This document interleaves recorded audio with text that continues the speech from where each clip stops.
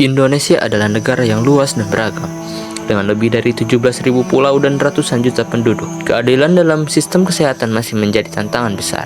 Disinilah nilai-nilai Pancasila, khususnya sila kelima, keadilan sosial bagi seluruh rakyat Indonesia, memainkan peran penting. Namun, sistem kesehatan Indonesia menghadapi tantangan besar. Di kota besar, layanan kesehatan tersedia dengan mudah. Namun, di wilayah terpencil, banyak masyarakat yang harus berjalan jauh untuk sekedar mendapatkan perawatan atau vaksinasi.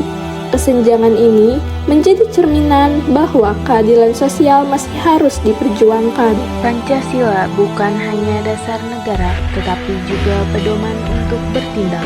Sila kedua yang berbunyi kemanusiaan yang adil dan beradab mengajarkan kita bahwa setiap orang berhak mendapatkan layanan kesehatan yang layak tanpa memandang status sosial, lokasi, atau latar belakang. Sementara itu, sila ketiga, Persatuan Indonesia, menjadi pengingat bahwa gotong royong adalah kunci untuk mengatasi tantangan ini. Program-program kesehatan berbasis komunitas seperti posyandu dan vaksinasi massal mencerminkan semangat ini. Untuk mewujudkan keadilan sosial, Indonesia membutuhkan langkah yang nyata. Pembangunan fasilitas kesehatan di daerah terpencil, pelatihan tenaga medis, dan teknologi modern adalah cara untuk menjangkau mereka yang selama ini tertinggal. Semua ini harus dilakukan dengan semangat gotong royong yang menjadi jiwa dari Pancasila. Pancasila adalah pedoman bagi kita semua untuk menciptakan keadilan sosial di setiap aspek kehidupan, termasuk kesehatan. Dengan semangat persatuan dan gotong royong, mari bersama-sama mewujudkan sistem kesehatan yang adil, merata, dan manusiawi bagi seluruh rakyat Indonesia.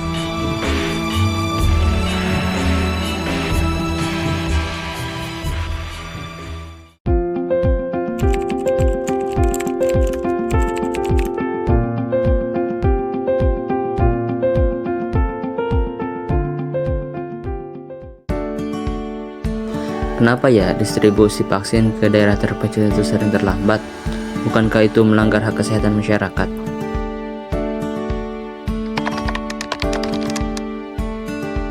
Jamal, lagi apa?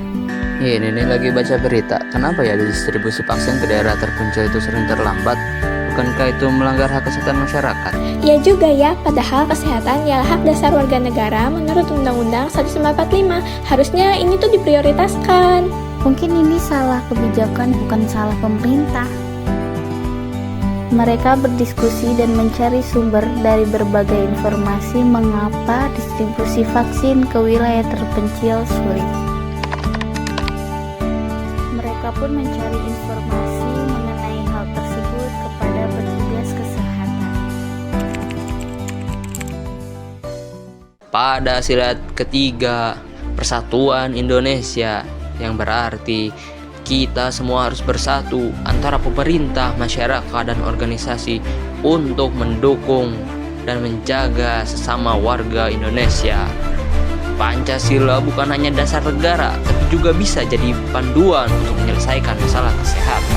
Zamal dan teman-temannya pun mulai bergotong royong bersama masyarakat dan pemerintah untuk mendistribusikan vaksin ke seluruh daerah.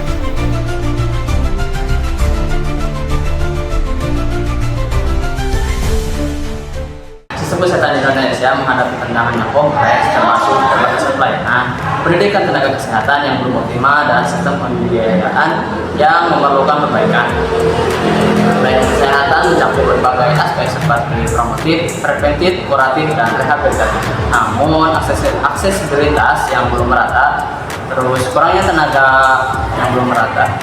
medis dan fasilitas, serta kesadaran masyarakat yang rendah menjadi kendala yang signifikan. Sistem pembiayaan kesehatan di Indonesia berupaya mencapai Universal Health Coverage atau UHC dan keadilan sosial melalui berbagai mekanisme seperti JKN, asuransi kesehatan, dan pembayaran pribadi.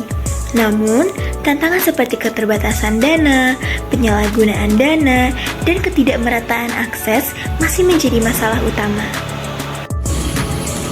1.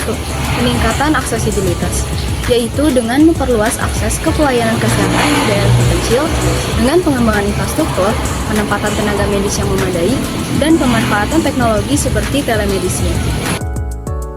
Saran yang kedua yaitu peningkatan kualitas tenaga kesehatan. Dengan cara meningkatkan sistem pendidikan tenaga kesehatan melalui kurikulum yang relevan dan pelatihan berkelanjutan untuk memastikan kompetensi yang lebih baik. Yang ketiga ada optimalisasi pembiayaan kesehatan. Memastikan alokasi dana yang efisien dan transparan, mengurangi potensi penyalahgunaan dana, serta memperluas cakupan JKN untuk mencapai UHC. Yang keempat itu ada edukasi dan kesadaran masyarakat, di mana hal ini dilakukan untuk meningkatkan kesadaran masyarakat melalui program edukasi kesehatan yang aktif, termasuk kampanye tentang pentingnya pemeriksaan kesehatan yang rutin dan juga penggunaan layanan kesehatan yang tersedia. Yang kelima, digitalisasi dan inovasi, mendorong penggunaan teknologi untuk meningkatkan efisiensi seperti rekam medis elektronik aplikasi untuk memonitor kesehatan dan solusi telemedicine yang lebih luas.